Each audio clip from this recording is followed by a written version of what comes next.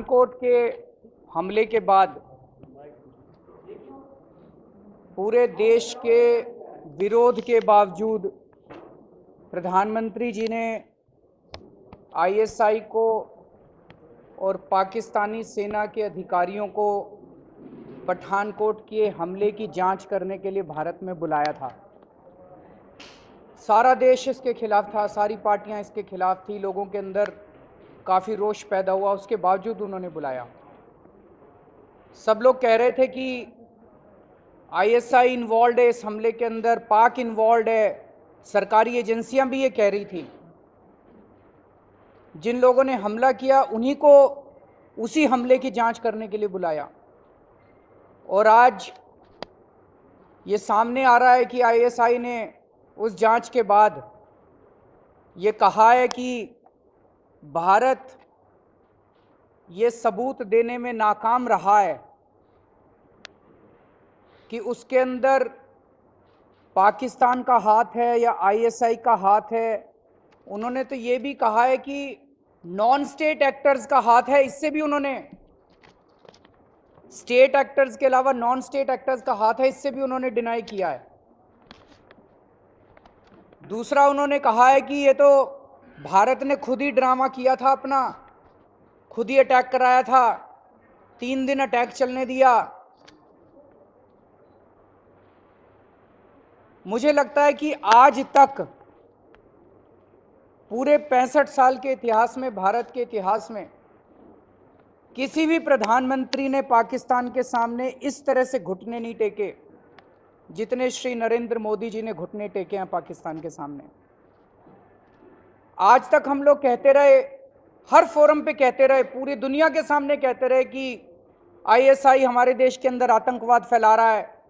सारी दुनिया के सामने घूम घूम के, अमेरिका के सामने, फलाने देश के सामने हम कहते रहे कि आईएसआई आतंकवाद फैला रहा है, पाकिस्तान आतंकवाद फैला रहा है, कुछ कीजिए, हस्तक्षेप कीजिए।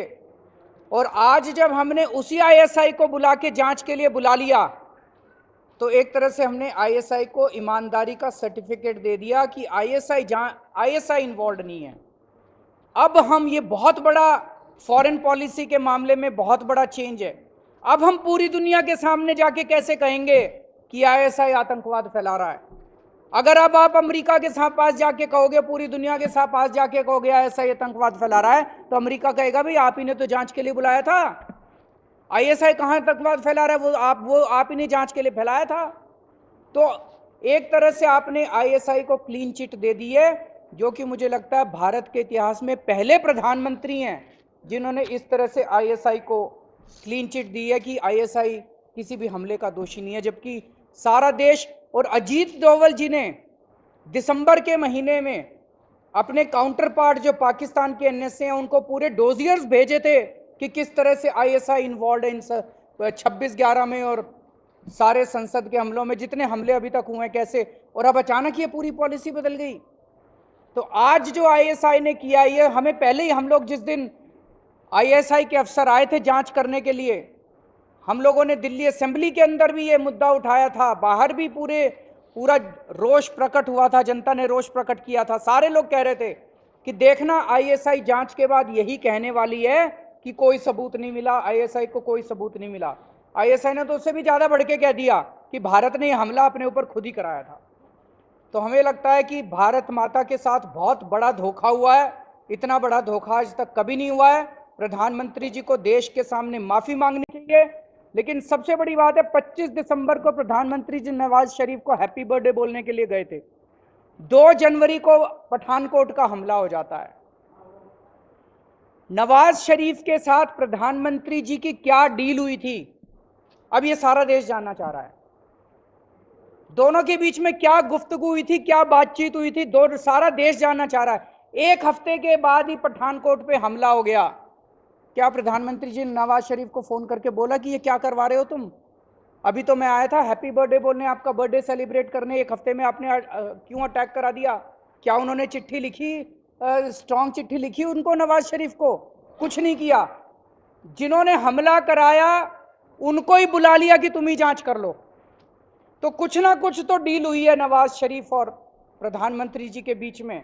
सारा देश आज प्रधानमंत्री से जानना चाह रहा है कि दोनों के बीच में क्या डील हुई है। और बीजेपी और आरएसएस के लोग, उनकी अब एक ही फिलॉसफी हो गई है। वो कहते हैं ना, मुंह में राम बगल में छुरी। मुंह से बोलते हैं भारत माता की जय, भारत माता की जय, और आईएसआई को बुला के भारत माता की पीठ में खंजर घोंपते हैं ये लोग। मैं फिर भी, अगर कोई बीजेपी और आरएसएस के अंदर देशभक्त बचा है तो मैं उनसे कहना चाहता हूं, कोई भी व्यक्ति देश से बड़ा नहीं है। उनको भी अपने अंदर आवाज उठानी चाहिए और मोदी जी से प्रश्न पूछने चाहिए कि वो क्यों घुटने टेके हुए हैं। पाकिस्तान के साथ क्या डील हुई है प्रधानमंत्री जी की। चुनाव के पहले सारे वीडियो यूट्यूब के ऊपर है, आप देखेंगे। प्रधानमंत्री जी कहते हैं एक सर कटेगा 10 सर काट के लाएंगे। कहते थे लव लेटर लिखने से काम नहीं चलेगा, पाकिस्तान को उसी भाषा में समझा। अब क्या हो गया? अब क्या हो गया? 25 दिसंबर को जब वो हैप्पी बर्थडे बोलने के लिए गए थे, उसके अंदर उनकी क्या डील हुई है। तो ये देश इसको कभी माफ नहीं करने वाला, और पूरा देश इसके खिलाफ है। जिस तरह से आज देश को पाकिस्तान के सामने उन्होंने घुटने टेक दिए हैं, ये देश इसको बिल्कुल कबूल नहीं करने वाला, और हम इसका सख्त विरोध करते हैं। जिस तरीके से आपके अपने मंत्री कहीं तो ट्वीट भी कर रहे हैं, सीधे आरोप लगा रहे हैं कि प्रधानमंत्री खुद अब आईएसआई के एजेंट हो गए हैं, तो उसमें क्या?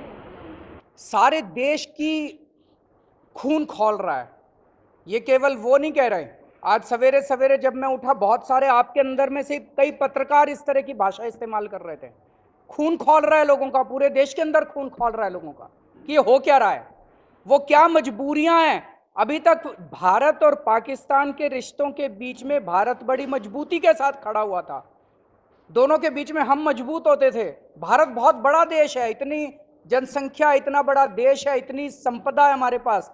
आज वो क्या मजबूरी हो गई कि हम घुटने टेक के खड़े हो गए। तो लोगों के अंदर की भावनाएं जाग रही हैं। विदेश नीति बिल्कुल फेलियर है, लेकिन उसका कारण समझ में नहीं आ रहा। कई बार कुछ मजबूरियां होती हैं जिसकी वजह से कुछ निर्णय लिए जाते, लेकिन इसमें क्या मजबूरी है? दोनों के बीच में, नवाज शरीफ और पाकिस्तान और प्रधानमंत्री मोदी जी के बीच में क्या डील हुई है, कुछ समझ नहीं आ रहा। पठान के कोट पे हमला हुआ, हमें उसका सख्ती से विरोध करना चाहिए था। विरोध करने की बजाय जिन लोगों ने हमला किया, उन्हीं लोगों को अपने जांच करने के लिए बुला लिया।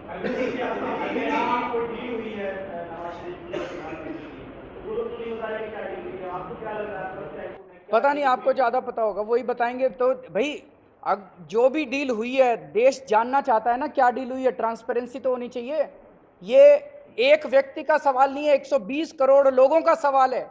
120 करोड़ लोगों के बिहाफ में अगर वो कोई डील करके आए हैं, वो बताएं क्या डील करके आए हैं।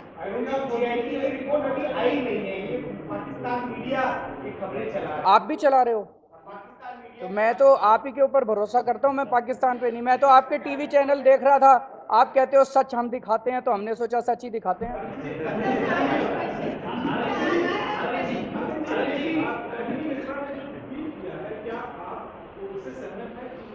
सबकी भावनाएं भड़क रही है। देखिए, अब आप उसमें जाएंगे, भाषा खराब थी, भाषा खराब थी। अरे देश बिक रहा है, आप उस छोटी सी चीज को छोड़िए। देश बिक रहा है, देश खत्म हो रहा है।